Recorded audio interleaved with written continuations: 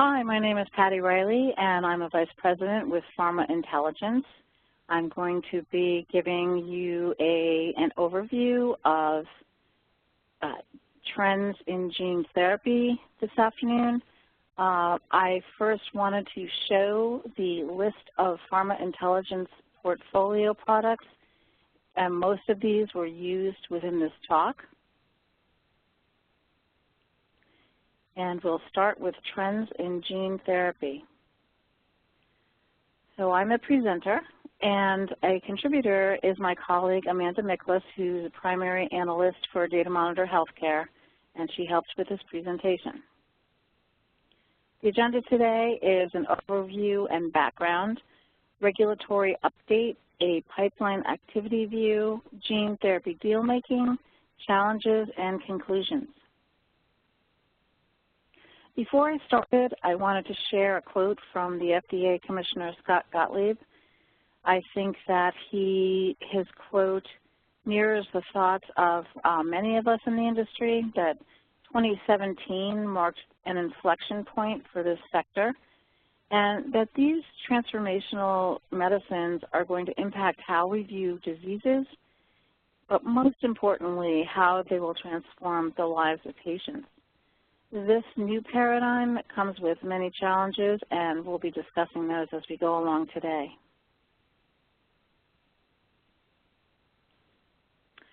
First, just a brief description on what we'll be talking about. Gene therapy is one of the fastest growing fields in the advanced therapy sector.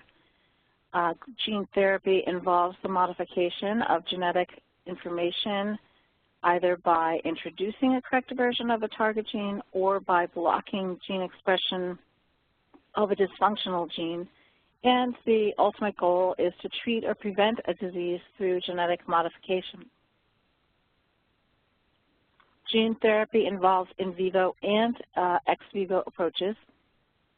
On the left-hand side is the ex vivo approach of cell and gene therapy, where cells are extracted from the body, gene modifications are done, and then the cells are transplanted back into the patient. On the right-hand side is the in vivo methodology, where gene modifications to the cells are done inside the body. Gene therapy is enabled by viral and non-viral methods. You can see on this chart advantages and disadvantages for both of these.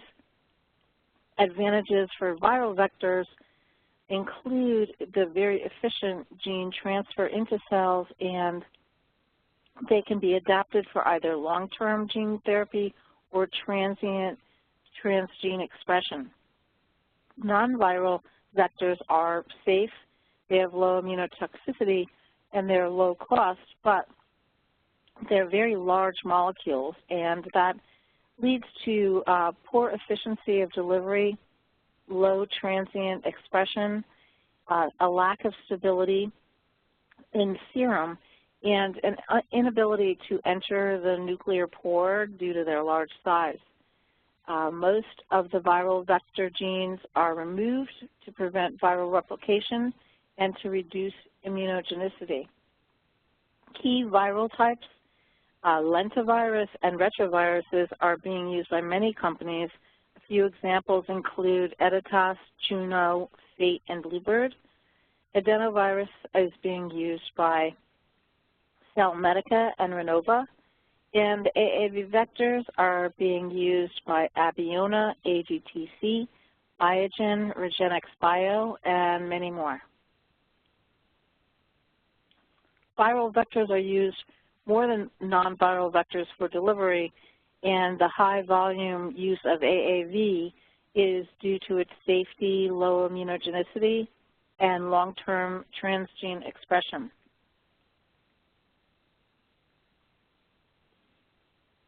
Vector use can vary across phases. AAV emerges as the vector of choice among preclinical candidates, probably because this is where new products are just starting out, and AAV is now becoming the vector of choice, whereas in the later stage pipeline with the more mature products, a more diverse and more even spread use of vectors occurs. I want to go over some regulatory designations, and the reason that this is important is that these therapies can actually have more than one designation as they move through development. So fast track is a process designated to facilitate and expedite the review of drugs that treat serious conditions and fill an unmet medical need. Breakthrough therapy is designed to expedite the review of drugs that may demonstrate a substantial improvement over available therapy. Accelerated approval allows drugs with serious conditions that fill an unmet need to be approved based on a surrogate endpoint. And priority review means that the FDA's goal is to take action on the application within 6 months. The one that we are going to focus the most on is the Regenerative Medicine Advanced Therapy Designation, or RMAT. In December of 2016, Congress passed the 21st Century Cures Act, and this act contains several provisions aimed at expediting approval of these therapies and designating a pathway for regenerative medicine. It applied to cell therapies, tissue engineering, human cells and tissue products, or any combination. Qualifications included drugs needed to treat or cure a life-threatening condition, and preliminary clinical evidence indicated that the drug had the potential to address unmet medical needs. The benefits of getting this designation were the eligibility for increased and earlier interactions with the FDA, similar to those available to sponsors of breakthrough designation therapies, and an eligibility for priority review and accelerated approval. Looking at the EMA's designation, ATMP, theirs includes gene therapy, somatic cell therapies, tissue engineered medicines, and a combination of these. And you'll notice on the right-hand side that gene therapies has now been added to the list. In November of 2017, the FDA published a draft guidance that would include these therapies. Currently, the RMAT figures 16 designations have been granted, and there have been over 40 requests received.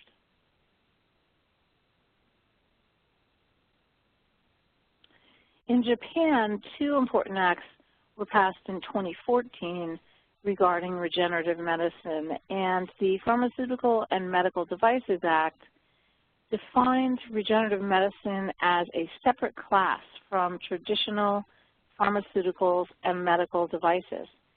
The Act on the Safety of Regenerative Medicine, the RM Act, covered the clinical research and medical practice using processed cells, and it specifically had requirements for administering processed cells to humans and outlined requirements for licensing cell processing centers that were outside medical institutions.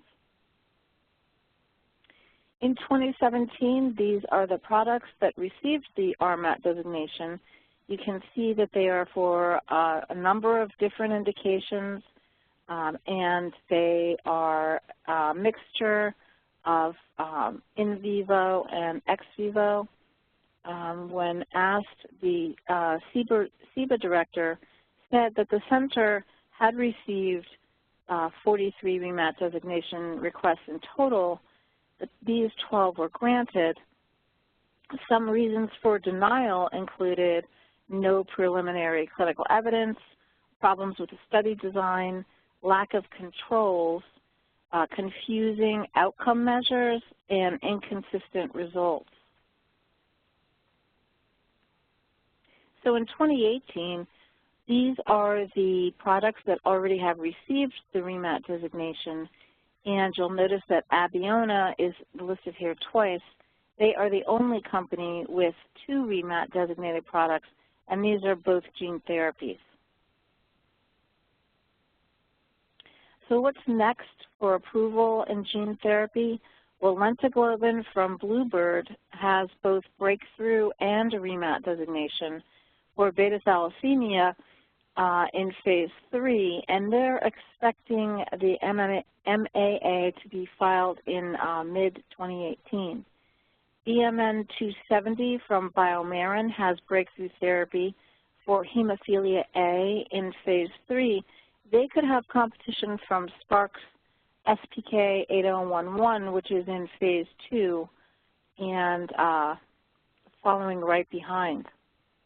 Lenti-D from Bluebird again has orphan drug designation for adrenoleukodystrophy in phase 3 using a lentivirus vector. JCAR017 is a CAR T from Juno Celgene, and that has a RMAT designation for diffuse large B-cell lymphoma in phase 2. The BLA is expected to be filed in the second half of 2018 as well. And BB2121, a CAR T from Bluebird and Celgene, has breakthrough therapy designation for relapsed and refractory multiple myeloma in phase 2, and that targets the BCMA. There are a dozen gene therapies that are approved worldwide, and you can see from this list, it's pretty evenly split between ex vivo and in vivo methodologies, and for a variety of different diseases. There is one exception on this list. We have an asterisk next to Glybera. Glybera is no longer being manufactured. In Europe, Unicure's Glybera launched at $1.23 million, making it the most expensive therapy in the world. And unfortunately, with the high price tag and uncertainty about the safety and durability of response and the lack of reimbursement within the European Union, really limited uptake for the drug, and Unicure has announced its withdrawal from the European markets. This was for bubble boy syndrome.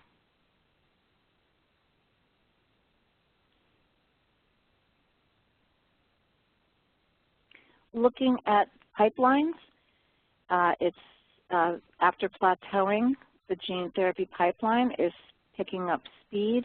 You can see it started to go up in about 2014, and just recently we took a look at pipeline volume, and we were up to 678 products in the pipeline right now.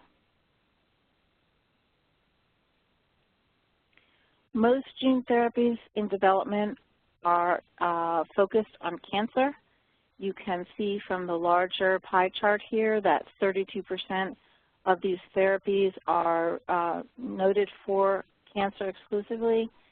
If we look at the 32% that are tagged with the rare diseases tag, you'll notice that 43% of those rare diseases are oncolytic diseases. So by and large, cancer is the focus by a large proportion. In vivo and ex vivo approaches vary by therapeutic area.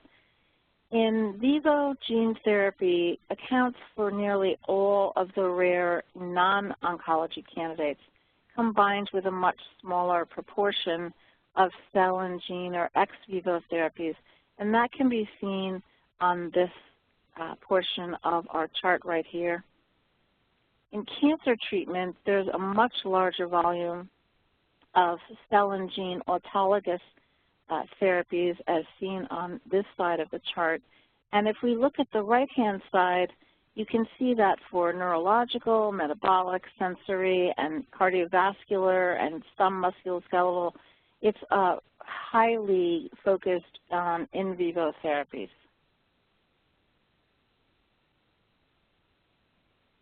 In oncology, modified T cells are the most active in the pipeline. More than half of the oncology candidates are modified T cell therapies, including the chimeric antigen receptors.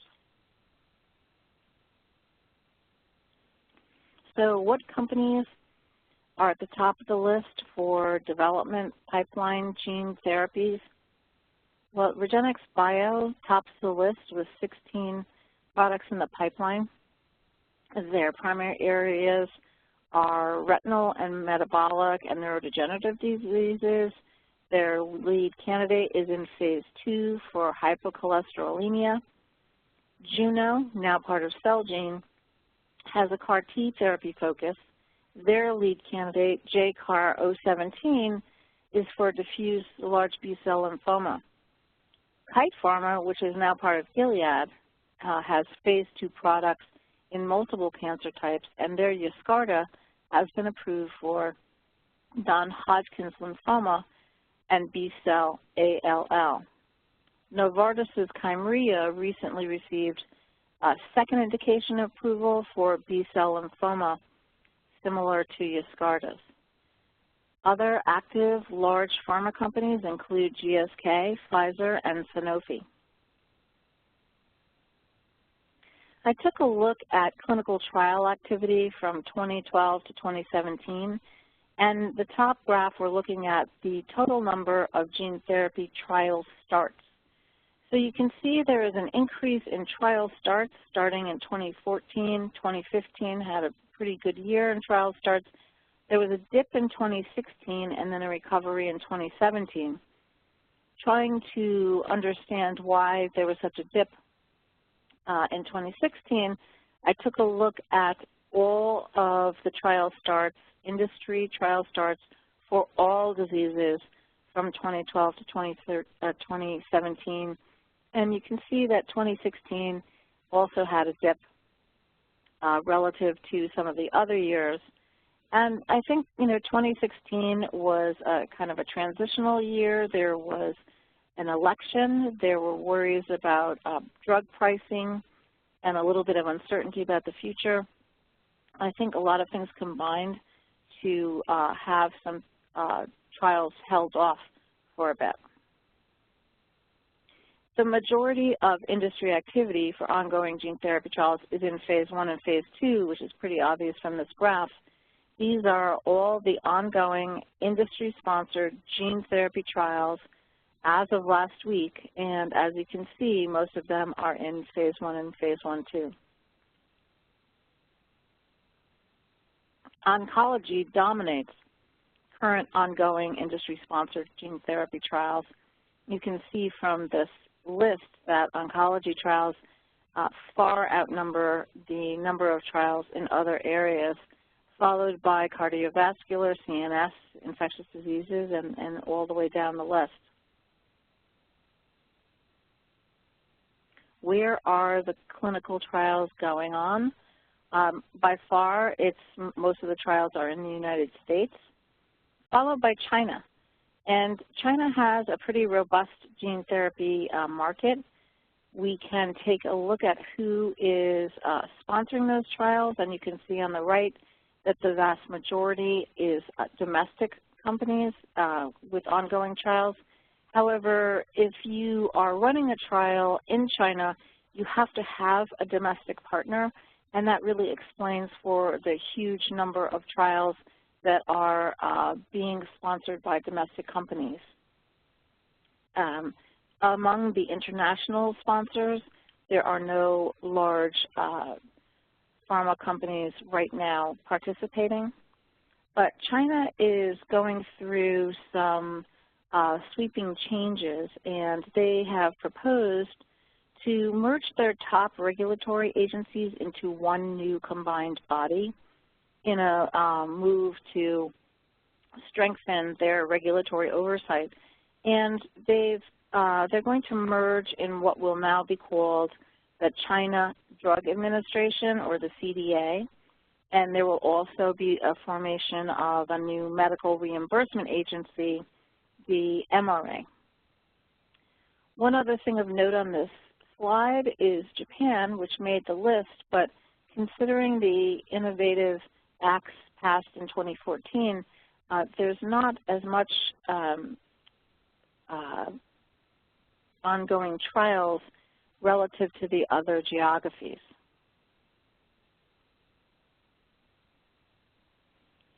Now we're going to take a quick look at gene therapy deal making. So deal volume is generally increasing, and it's mostly based on partnerships. Most activity is done through partnerships, and that comprises 52% of the total deal volume. Acquisitions only accounted for 8% of activity, and financing of various types by gene therapy companies is strong and represented about 40% of the volume of deals. Deal values in gene therapy have intensified over recent years, and you can see that in 2012 and 2013, the overall deal value was pretty small and began to pick up speed in 2014. Acquisitions, while smaller in volume, accounted for 52% of the total gene therapy deal-making value in this time period. And you can see that acquisitions in 2015 were quite high. You can also note that 2016 there was definitely a dip in activity. There were a good number of partnerships, but acquisitions and financings were down. Both gene therapies and the ex vivo cell and gene therapies are subjects to acquisition. In aggregate, the focus of gene therapy acquisitions during 2012 to 2017 has been virtually split between the in vivo and the ex vivo therapies. Over time, cell and gene therapy has been increasing as an acquisition target, and you can see that in 2017. Here's a list of the highest valued acquisitions from 2015 through the first quarter of 2018. Both in 2015 and 2017, values reached multi-billion-dollar figures with transactions each year. And you can see the Shire-Baxalta at $32 billion and the Gilead-Kite acquisition for $11.9 billion, Celgene and Juno for $9 billion. So that's already in 2018, and we've seen that multi-billion-dollar deal and Novartis's acquisition of Avexis. And now we will see if Takeda actually does acquire Shire, and that would be $62 billion and would be certainly at the top of the list.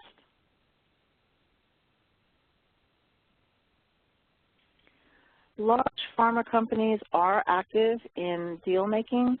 Novartis tops the list with the highest volume, and they are accumulating a strong collection of partnerships in the cell and gene therapy market.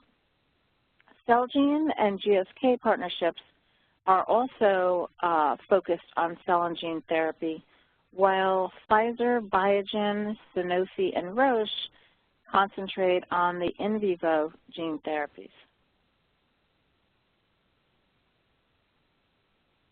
And here we have partnerships where deal values grow into the billions. This is the top 10 partnerships that have combined for a total value of $19.3 billion. Topping the list is Gilead-Kite's partnership with Sangamo recently for $3.16 billion, followed by Selectus and Pfizer for $2.855 billion. And there's an asterisk with this one. Pfizer has determined that they are going to focus more on in vivo therapies, and Allogene Therapeutics, which is a biotech recently formed by top execs at Kite, raised $300 million to acquire Pfizer's allogeneic CAR T portfolio, and it includes a collaboration with Selectus to develop UCART19.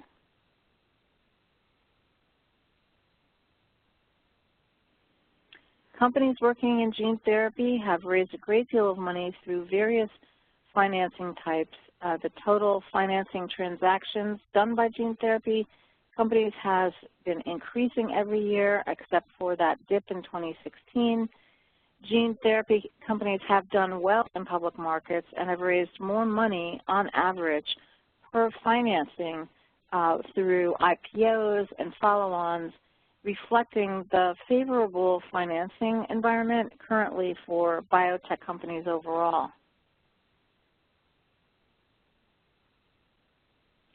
Total financing in gene and cell therapy companies by type from 2014 to 2017.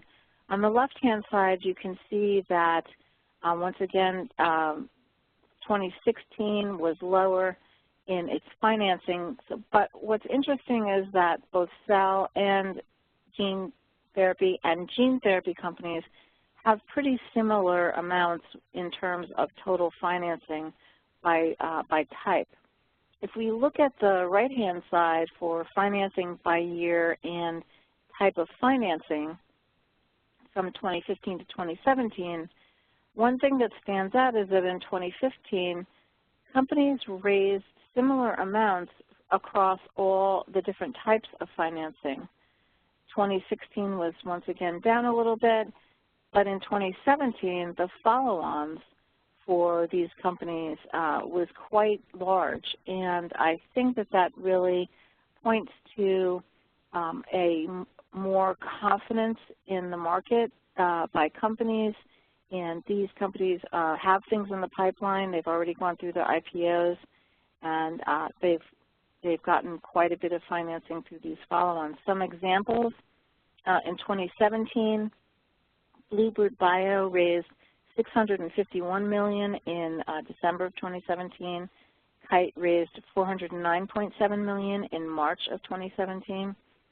Spark Therapeutics raised $402.5 million last August. Avexis raised $287.8 million last June. And the list goes on for big-time financing and follow-ons. For venture financing, two standouts are Orchard Therapeutics.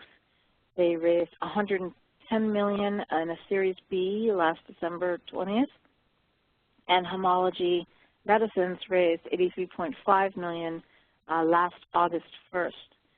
So follow-ons are up 348% year-on-year in 2017. Partnerships are up 68% year-on-year, and venture capital is up 11%.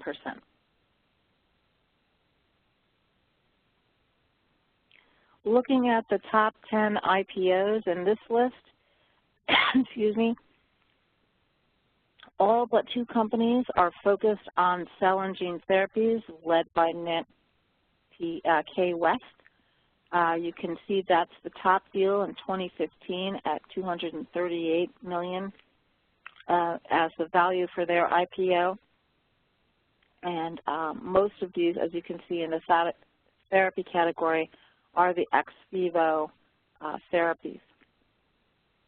Other CAR-Ts here are Bellicum, Kite, and Bluebird, but gene editing companies Editas and Intellia also made the top 10. I also took a look at partnered versus unpartnered gene therapy companies. If you look at, and what I mean by unpartnered is these products have not yet partnered with another company. It doesn't mean that the company would never partner their products. It just means that at the moment they are not partnered. In looking at what's partnered and unpartnered by phase, obviously in preclinical they're tied. There are as many partnered as unpartnered candidates, whereas out at phase 2 there's more partnering going on.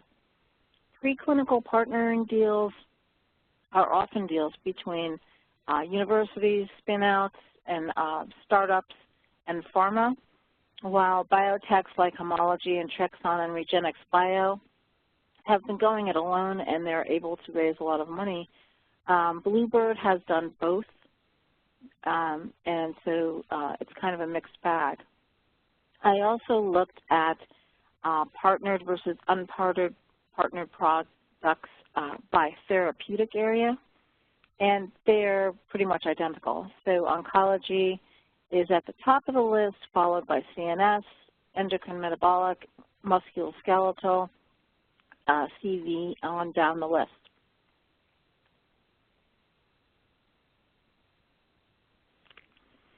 So we're going to move to the challenges that are faced by this sector for their products. And first is manufacturing challenges. So gene therapy is difficult, it's an expensive enterprise, and has a unique distribution set of challenges. A key concern recently was the use of viral vectors in the manufacturing process. It's time-consuming, and would there be enough viral vector for the products, although the industry does seem to be catching up fast. And the question of, can companies successfully move their products from clinical trial to scale up and commercialization are key questions. And in this series of challenges that I'm showing now, you'll notice that I have a title from some of our insights products where they take a deeper dive into each of these challenges. So large multinational companies look to build their own facilities due to lower cost, control of manufacturing process, and control of their IP. So Novartis owns their own facility in New Jersey, and they also have a partnership with Oxford Biomedica to supply lentiviral vectors. Gilead owns a facility, but they're looking to acquire additional sites globally. Bluebird acquired a manufacturing facility to produce lentiviral vectors. BioMarin built its own manufacturing facility to produce hemophilia A, their hemophilia A gene therapy, and Spark is manufacturing Luxturna at their own facility in West Philadelphia.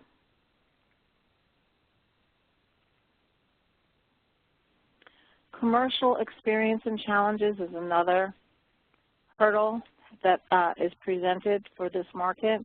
Commercialization needs to include trained medical affairs, certification of treatment centers, account management, and access for patients, and reimbursement strategies. An example of a challenge is the autologous CAR T therapies. Physicians must harvest the T cells from the patients, send them to the manufacturer to re-engineer the cells, send them back to the patient's hospital or other treatment center so that they can be transplanted back into the patient. So obviously trained personnel, logistics, shipping, chain of custody, and many other issues need to be addressed as these type of therapies increase in numbers. Novartis, as a case study, is undergoing a measured approach for the next few years to focus on centers that already are experienced in transplantation and the ability to deal with side effects. Novartis is gaining experience by starting with their small ALL population. That's their first approved indication, which covers about 600 patients. So it can roll out the commercial framework for a much larger population that will be eligible for their second indication. As you can see from this slide, which depicts the forecasting of product sales out to 2027 from our Pharma Vitae Analytics group, the forecasted sales is quite impressive. The CAGR from 2018 to 2017 is over 30%. And Gilead Yescarta sales came in at $40 million for the first quarter of 2018, which was up from $7 million in the fourth quarter of 2017 and more than doubled analyst consensus estimates of $19 million.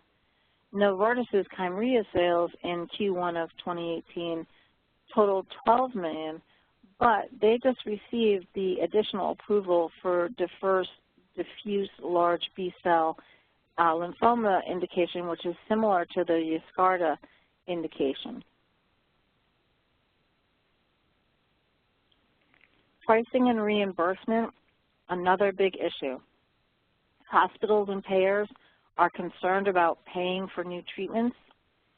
So Novartis started with an outcome-based pricing approach, no charge for the therapy if the patient doesn't respond by the end of the first month.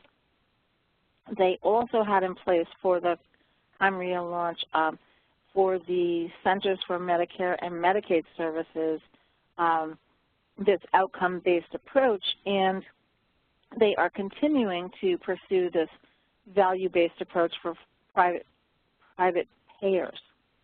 Gilead followed suit with the Yescarta launch, and there's more information about these two analysis from Scrip.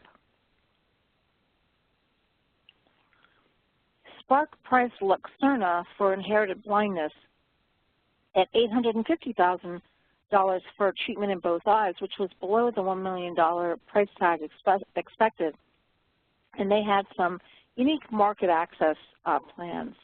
At launch, several programs were introduced aimed at enhancing access to the treatment, including a novel outcome-based rebate program tied to a long-term durability measure. And that was they would look at efficacy at 2 time points to see if the drug failed or delivered. One was at 30 to 90 days, and the other was at 30 months. They also had a distribution strategy that will let payers front the cost of the medicine rather than the providers. So this is different from the usual scenario where the hospital has to pay for the medicine and then bill the payers. So the hospital won't be out that money up front. And they have a submission of a proposal to the CMS that would pave the way for higher rebates to be paid out over time. They are working with Express Scripts on a new model, and they also are looking into the possibility of an amateurization model, where payments over time would be made, but that would require Medicaid to waive its best price requirements, so that's a little bit more unsure. Additional cost considerations. So these therapies have significant costs around pretreatment, administration, and managing toxicities, which do happen. So the cost of the therapy is more than just the cost of the product. CMS is considering a bundling approach for both Yescarta and Kymriah under Medicare for 2019, where the cost of the drug would be bundled in with the inpatient services, and possibly granting new technology add-on payments that would provide supplemental reimbursement for up to 3 years for breakthrough drugs and other technologies for inpatient services. Some stakeholders would like to have the establishment of a new Medicare Severity Diagnosis Related Group, or an MSDRG, specifically for CAR-T as a near-term solution. The MSDRG system classifies a Medicare's patient's hospital stay into, once again, bundles to facilitate payment for services. And the result is a fixed rate known as a DRG, and the payment of the drug is included in that rate. Medicare also has outlier payments for hospitals where patients have incurred extraordinarily high costs.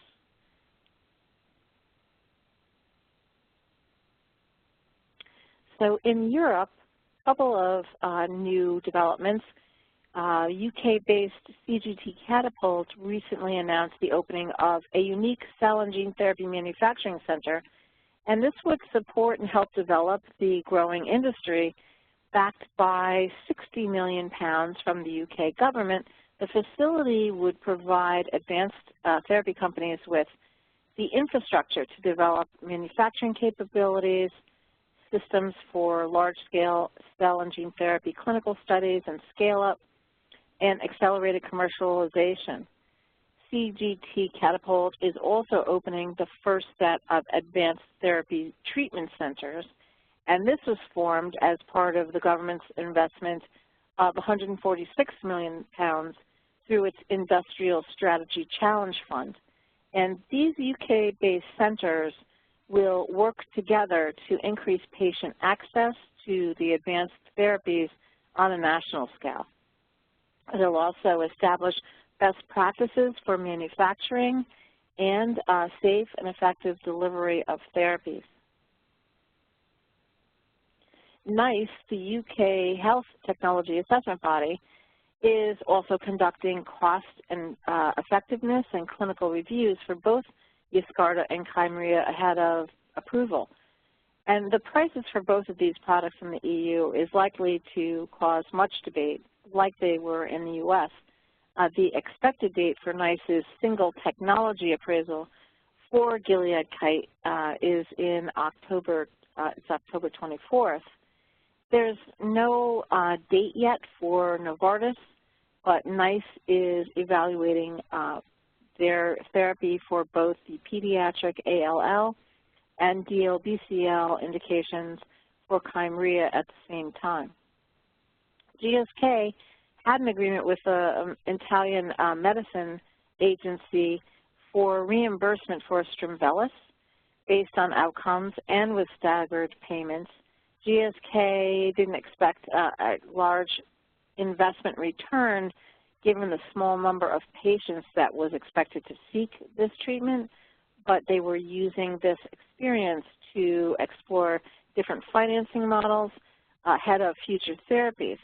However, they've announced that GSK will transfer its portfolio of the approved and investigational rare disease gene therapies to Orchard Therapeutics.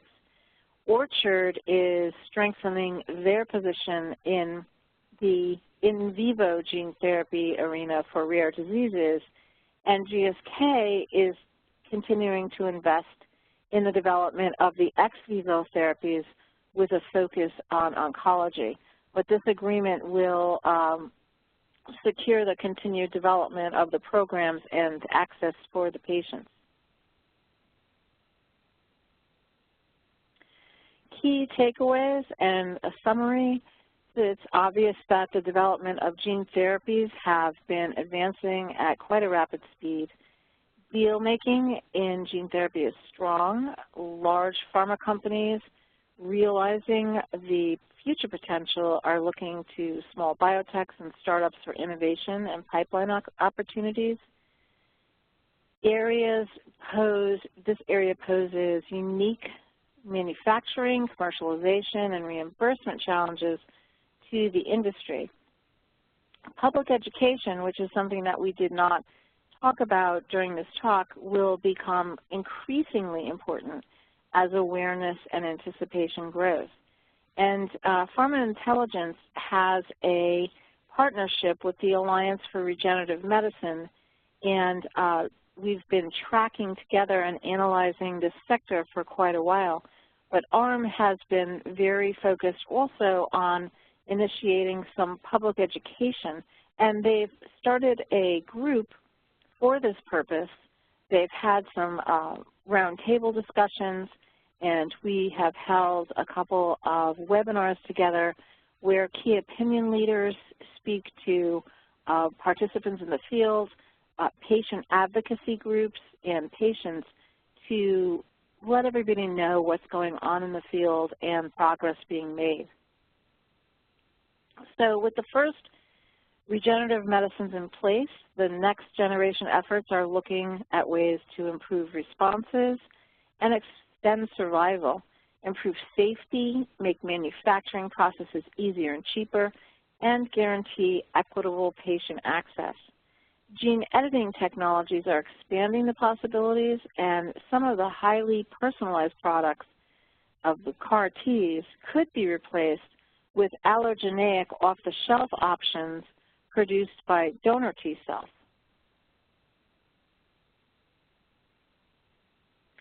Just a nod to all of the coverage that we have In the sector, here is the Datamonitor Healthcare current and planned content coverage for this landscape.